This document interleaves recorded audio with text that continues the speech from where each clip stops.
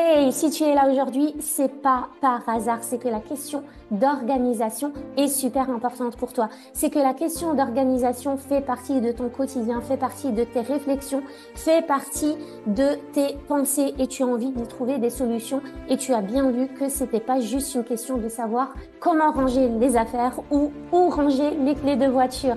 Donc, bienvenue à vous.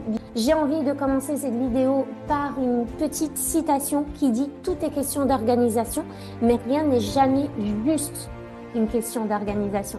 Je suis sûre que vous êtes nombreuses à avoir entendu cette phrase qui est frustrante, qui est titillante, qui vient vous déclencher et qui dit « Ouais, mais c'est juste une question d'organisation ». Vous avez tous vu passer quelqu'un dans votre vie qui n'y connaît peut-être rien à l'organisation, qui n'a pas marché le chemin que vous avez marché, qui connaît rien à ce que vous vivez et qui vient par là vous sortir, c'est juste une question d'organisation, alors que cette personne n'a pas la médaille d'or de l'organisation.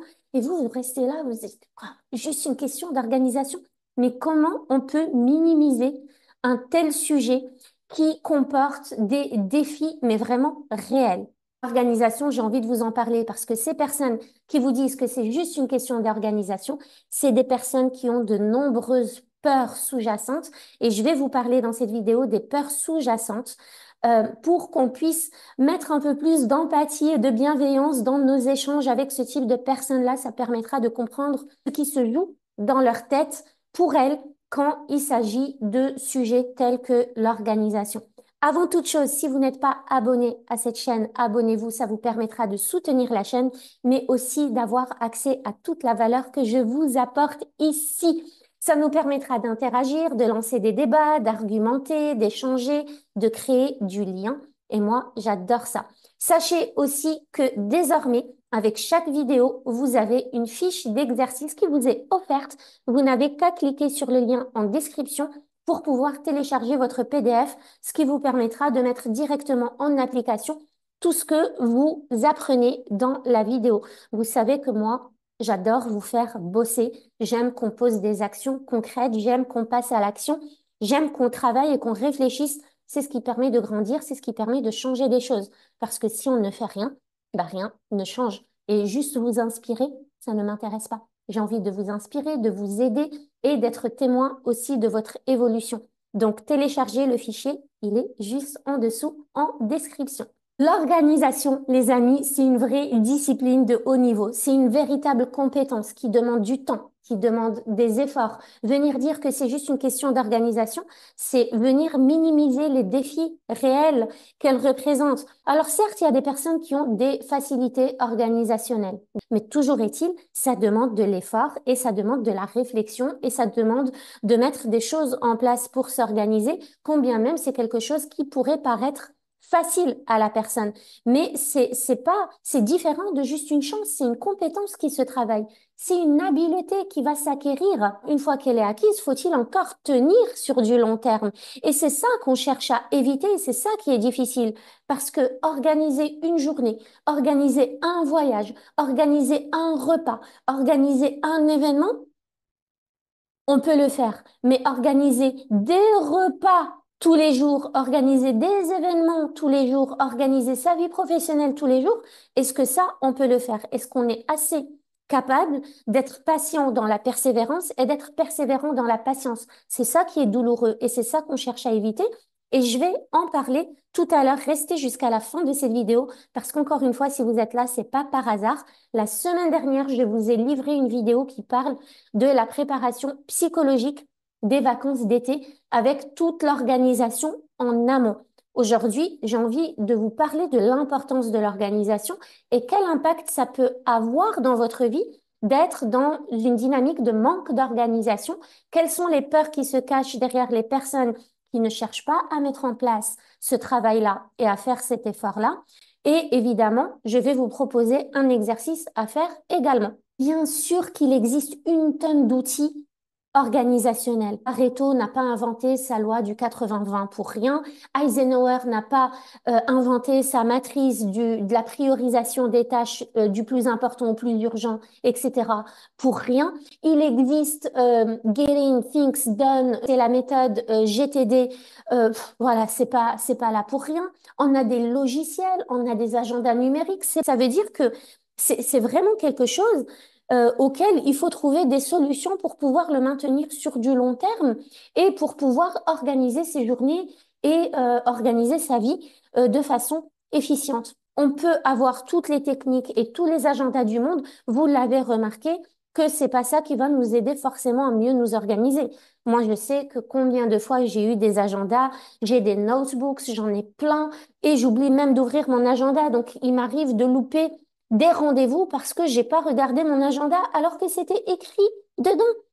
Il y a une charge mentale chez la femme, la maman, en plus entrepreneur, qui ne peut rien égaler, j'ai envie de dire. Et je vais pas minimiser ça. Et c'est vrai qu'aujourd'hui, je le dis haut et fort, la femme a un sacré poids sur ses épaules, surtout quand elle est maman et qu'en plus, elle est à son compte et qu'elle est créative et qu'elle a un cerveau en ébullition. Donc, on ne peut pas minimiser ça. Et combien même on jonglerait avec 36 000 outils, eh ben, des fois, il nous arrive de nous louper, de nous ramasser quand même. Et on ne peut pas tout gérer. Ça veut dire qu'il n'est pas juste question de logiciel. Ça demande du travail, du temps, de l'énergie et de l'effort. Et le cerveau veut éviter ça. Donc, du coup, et j'en parlerai, on va se cacher derrière, ouais, mais c'est rien, c'est juste une question de. Non, c'est pas juste une question de, c'est tout un truc en fait. C'est un monstre l'organisation. Ça demande du temps, de l'effort, du travail, de l'énergie, de la réflexion. C'est un sacré truc. Donc, c'est juste une question d'organisation. Moi, ça avait tendance à me causer énormément de frustration parce que je me dis, mais elle sort d'où? La personne vient, mets-toi à ma place, marche le chemin.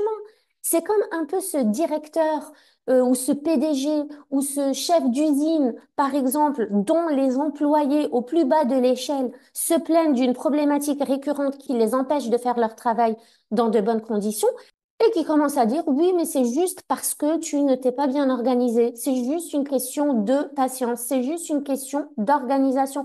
Non, non. Est-ce que tu es descendu chez eux pour marcher leur chemin, pour être dans leurs souliers plusieurs fois par jour, plusieurs jours par semaine et plusieurs semaines dans le mois? Est-ce que tu as fait ça pour comprendre exactement ce que vit la personne? Tu l'as pas fait, donc tu ne peux pas te permettre de dire c'est juste. C'est juste. Le c'est juste cache énormément de choses. L'organisation, elle touche tous les aspects, toutes les sphères et tous les domaines de notre vie. Vous vous réveillez le matin, le petit-déj n'est pas préparé, les enfants sont en train de pleurer, vous courez après la montre, tout est chronométré chez la femme, maman. Entrepreneur, j'insiste là-dessus et vous le savez et ceux qui ne le savent pas maintenant, vous le savez et si vous voulez toujours pas le savoir, marchez le chemin d'une maman tout court. Il est 7 heures du matin, vous avez déjà l'impression que vous avez fait votre journée, vous êtes claqué, vous êtes KO, vous partez déjà dans une sale énergie dans votre journée, vous êtes déjà stressé et fatigué. Sachez que quand il y a de la colère ou du stress, il vous faut à peu près 6 heures pour redescendre à un niveau d'énergie qui est à peu près sain. On ne peut pas dire que c'est juste une question d'organisation. Pour vous tourner cette vidéo, c'est toute une question d'organisation. Si je suis malade, je ne peux pas vous tourner de vidéo. Si les enfants sont malades, je ne vais pas avoir la même disponibilité pour vous proposer du contenu. Si je ne suis pas dans une bonne énergie, je ne peux pas vous tourner la vidéo. Si je ne suis pas organisée par rapport aux travaux que je vous propose, au PDF que je vous propose, à la fiche d'exercice, si je ne m'organise pas en amont pour ça, vous n'aurez pas ce contenu-là. Donc, il y a toute une question d'organisation. Toutes les femmes entrepreneurs le savent. Il y a plein de nouvelles compétences à acquérir au-delà de la compétence organisationnelle. Il y a plein de nouvelles choses à apprendre. On est constamment dans la résolution de problèmes. On est constamment dans l'apprentissage. On est constamment dans la croissance. On est constamment dans le développement. On est constamment en train de lire, en train de faire des recherches, en train d'expérimenter. C'est toute une organisation. Et à côté de ça, il va falloir quand même trouver du temps pour soi. Il va falloir quand même trouver du temps pour pas péter un câble, pour s'amuser avec ses enfants, pour leur proposer à leur tour du temps de qualité, pour jouer avec eux, pour sortir avec eux, pour faire les devoirs avec eux, pour discuter avec eux, pour les écouter, du temps pour soi, du temps pour les autres, du temps pour son entreprise, du temps pour sa maison. C'est toute une question d'organisation. Le manque d'organisation peut nous impacter dans notre santé, dans notre hygiène. L'alimentation, c'est toute une organisation. Si je prépare pas mes repas en amont, mais c'est le chaos total. Mais il m'arrive encore de ne pas être organisée point de vue repas. Eh ben, je le ressens. Je peux vous dire que ça vient me rappeler à l'ordre qu'il faut absolument que je fasse quelque chose par rapport à ça pour trouver une meilleure organisation. Voilà, d'ailleurs, je vous invite vraiment à regarder mes toutes anciennes vidéos parce que mes toutes anciennes vidéos YouTube parlent d'organisation. Moi, je me suis organisée pour préparer les repas en avance, pour pouvoir les conserver longtemps, comment je range les habits de mes enfants, comment je voyage de façon minimaliste, comment j'ai introduit le zéro déchet chez moi. C'est des choses organisationnelles que j'ai dû rechercher et vraiment mettre en place. Ça m'a demandé un sacré travail, mais sur du long terme qui m'a vraiment, je peux dire, sauvé la vie et qui a sauvé la vie de ma famille et qui aujourd'hui sauve même la vie de mes clientes. Donc, c'est pas juste une question d'organisation, c'est tout un travail de réflexion et de développement personnel et de croissance personnelle. Quand j'ai découvert la communication non violente, pour moi, c'est une nouvelle organisation dans mes relations. C'est une communication organisée et structurée qui permet d'échanger, pardon, avec bienveillance et empathie avec la personne qu'on a en face. Donc, l'organisation touche aussi nos relations. Tout doit être structuré et organisé et millimétré. Moi, je me rappelle qu'il y avait des personnes qui me disaient, oui, mais ça va, toi, tu as juste à t'occuper des enfants. Ça veut dire quoi, c'est juste à t'occuper des enfants? Mais les enfants, c'est une catégorie, mais vous voyez toutes les sous-catégories qu'il y a dans juste s'occuper des enfants ou juste s'occuper de la maison. Ouais, mais la maison, en fait, c'est un tout. C'est 36 000 sous-catégories dans la maison. Donc, les personnes qui vous disent c'est juste, c'est pour rester un peu dans le déni de l'ampleur des dégâts et de l'ampleur de la tâche, parce qu'elles ne veulent pas voir la vérité en face, parce qu'inconsciemment, elles s'en sentent tellement capables qu'elles préfèrent nous refourguer la responsabilité. Donc, le c'est juste, il en cache des choses.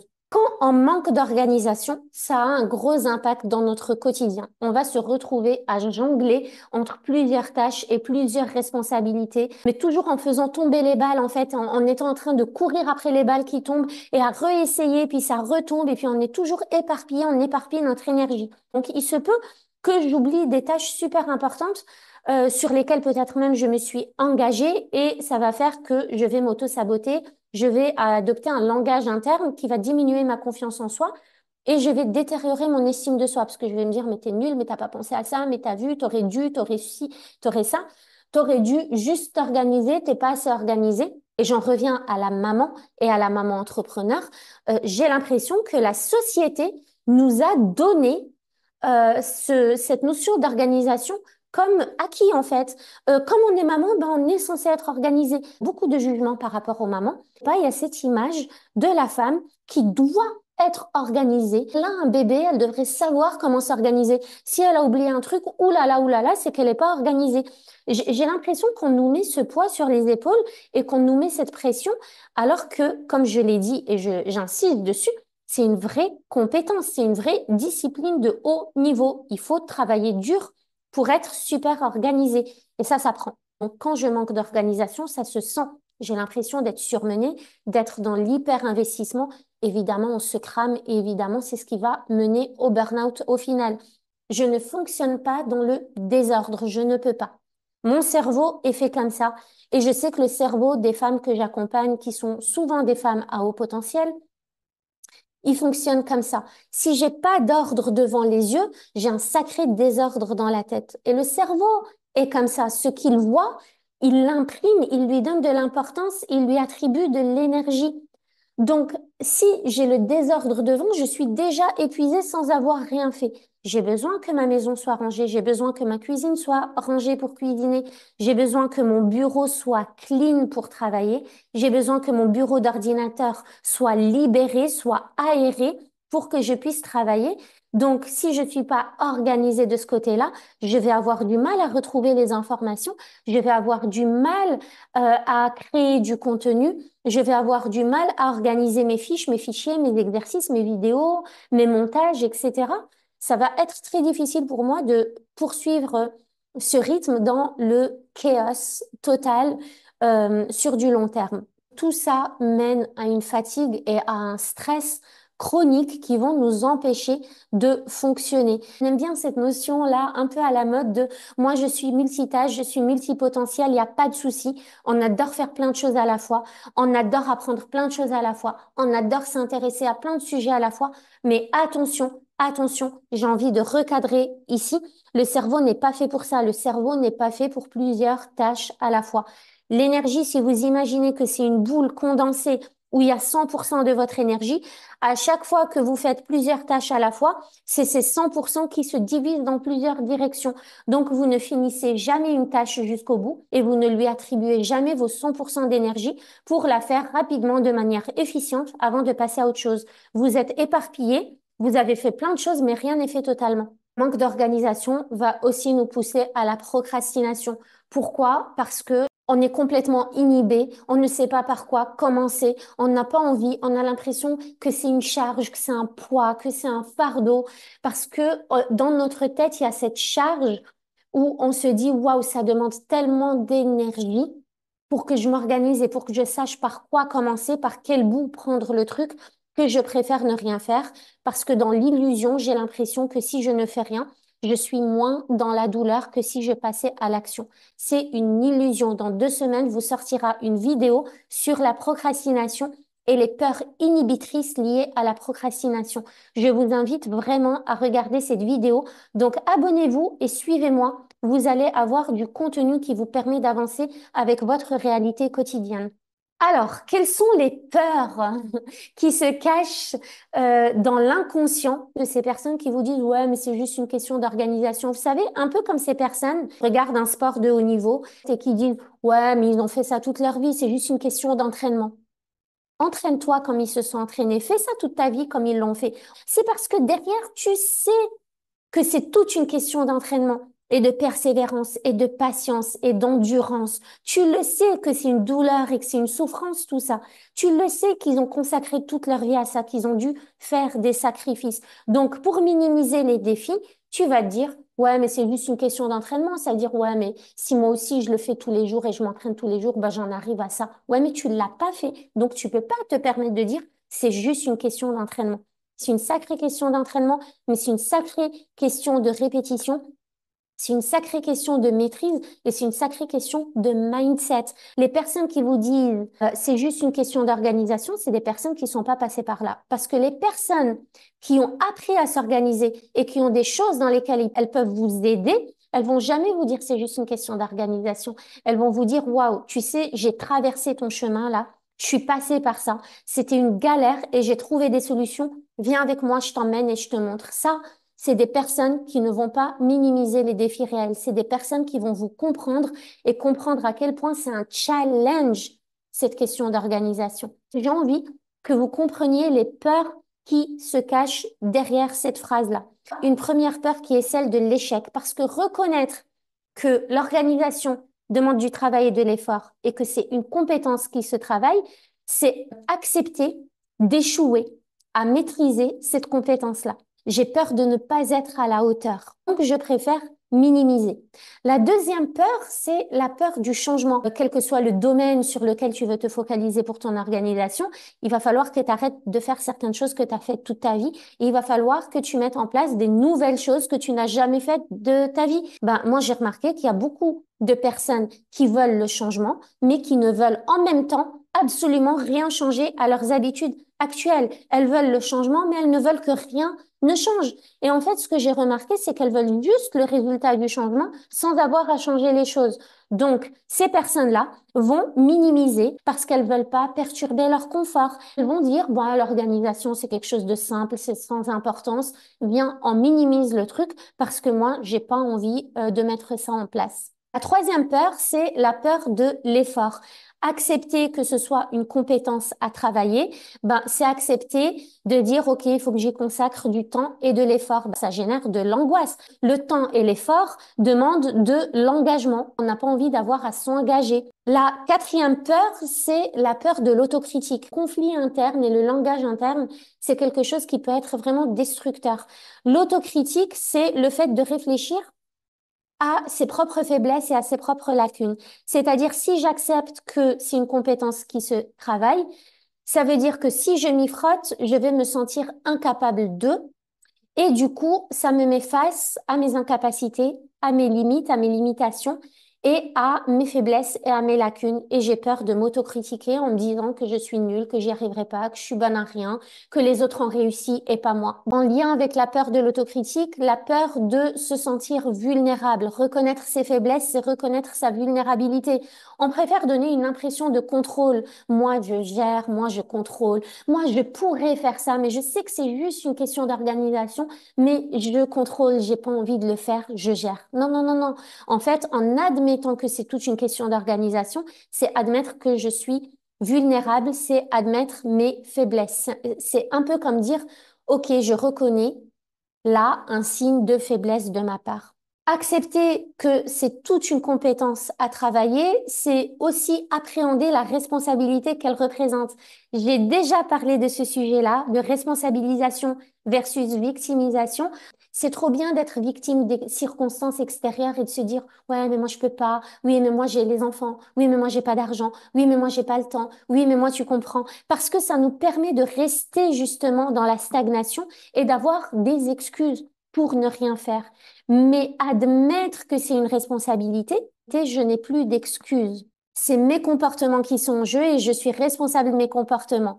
C'est mes actions qui sont en jeu et je suis responsable de mes actions. Je ne peux plus me victimiser. Si je n'y arrive pas, je suis responsable. Aïe, aïe, aïe. Je peux pas dire que c'est les autres. Je peux pas dire oui, mais c'est les enfants. Je peux pas dire oui, mais c'est la terre qui tourne pas rond. Je peux pas dire oui, mais c'est la société. Non, j'ai mis en place des comportements et des actions et j'y arrive pas, ou je vois que c'est difficile, ou je finis par abandonner. Et du coup, comme je suis responsable, c'est dur, donc je préfère fuir la responsabilité. Il y a au final la peur du jugement. Le jugement des autres nous fait peur parce que qu'est-ce qu'il en est si finalement je mets en place des outils, je mets en place des stratégies d'organisation, j'admets que ça se travaille, mais j'y arrive pas. On va me dire que je suis incapable de gérer. J'ai peur, en gros, d'admettre que j'ai des difficultés et j'ai pas envie que les gens voient cette fragilité et j'ai pas envie que les gens voient que j'ai des difficultés. Donc, à force de blablater et de dire c'est juste une question d'organisation, si je finis par admettre que c'est toute une question d'organisation, les gens risquent de dire ah bah t'as vu, tu as vu, tu n'y arrives pas. Tu as vu, tu es incapable. Donc, arrête de parler. Donc, vous voyez, il y a la peur de l'échec, la peur du changement, la peur de l'effort, la peur de l'autocritique, la peur de la vulnérabilité, la peur du jugement, la peur des responsabilités. Quand vous comprenez ça, vous pouvez aborder les personnes qui vous disent que c'est juste une question d'organisation avec un peu plus d'ouverture et un peu plus d'empathie pour engendrer un débat fructueux, positif et constructif. Si en plus on vient rajouter à ça tous les fardeaux de développement personnel du type le besoin de plaire, la recherche de validation des autres, l'envie d'être aimé, le driver du fait plaisir, fais passer les autres avant toi, vous imaginez que quand ça, c'est ici en boucle dans l'inconscient à diriger notre vie, ça peut vraiment mener à de la dépression, à du burn-out, à de l'hyper-investissement émotionnel. Ça peut vraiment avoir un impact psychologique, physique, physiologique et psycho-affectif sur vous. Donc, l'organisation, c'est une question de compétence à acquérir. Ça se travaille. Il faut faire preuve d'humilité. Alors, je vous ai préparé un exercice de réflexion, mais de mise en application directe par rapport à cette vidéo. Téléchargez-le et je vous suggère de commencer à travailler dessus au plus vite. Si vous ne pouvez pas le faire tout de suite, planifiez, organisez dans votre calendrier un temps cette semaine où vous allez pouvoir prendre 1 heure pour bosser sur cet exercice-là. Considérez-la comme 1 heure de luxe pour vous qui va vous permettre de vous libérer sur du long terme. Donc, je vous laisse prendre connaissance de l'exercice que vous allez télécharger, cliquant sur le lien dans la description. J'ai 2 conseils de coach à vous donner et avant tout des conseils d'amis. Arrêtez d'organiser, de planifier vos journées, planifiez plutôt vos semaines. Je vois des personnes qui font des to-do list de dingue et qui n'arrivent forcément pas à faire tout ce qu'elles avaient sur la to-do list parce que pendant que vous avez des choses sur la to-do list, la vie continue avec des imprévus et des improvistes. Donc, plutôt que de planifier sur une journée, planifiez sur une semaine. Comme ça, la tâche que vous n'avez pas pu faire aujourd'hui, vous pouvez facilement la décaler à un autre jour plutôt que de vous saboter en vous disant que vous êtes nul et que vous n'avez pas été productif. La deuxième chose, arrêtez de faire que des to-do list. Faites aussi des stop list parce que quand j'entends j'ai pas le temps, j'ai pas le temps, j'ai pas le temps, j'ai envie de vous dire que il y aura toujours 24 heures dans une journée et vous n'aurez jamais plus de temps. À un moment donné, il va falloir vous en libérer. Qu'est-ce que vous pouvez arrêter de faire et qui va vous libérer du temps pour faire ce que vous avez envie ou besoin de faire? Quand j'ai arrêté de regarder la télé, ça a changé ma vie. Quand j'ai arrêté d'être collée au téléphone, ça a changé ma vie. Quand j'ai arrêté de scroller sur mon téléphone, ça a changé ma vie. Il y a plein de choses que j'ai dû arrêter de faire pour me libérer du temps pour les choses que j'avais envie de faire. Si j'ai pas le temps pour faire ça, ok, donc je me libère du temps ici et là pour pouvoir faire ça ici et là. Ces exercices que je vous propose, ce sont des rendez-vous avec vous-même.